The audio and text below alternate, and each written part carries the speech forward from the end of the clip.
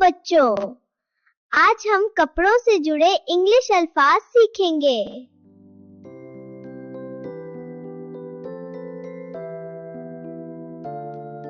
देखो, try on का मतलब होता है पहनकर देखना।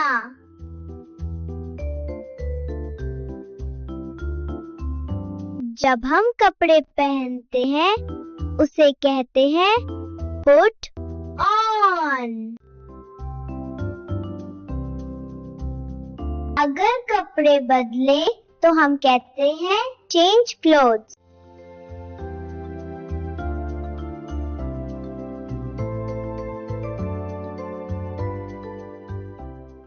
जब हम बटन बंद करते हैं तो कहते हैं बटन अप। बटन खोलने को हम कहेंगे ओपन बटन्स।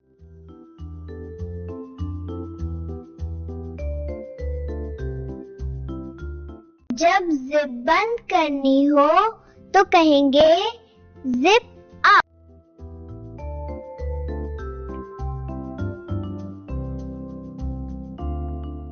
जिप खोलनी हो तो इसको इंग्लिश में कहेंगे ओपन जिप।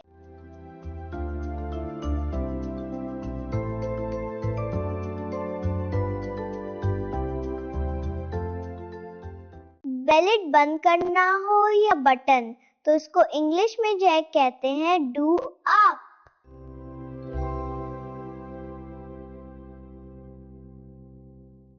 जब हम बेलेट या बटन खोलते हैं तो हम कहेंगे अंडू।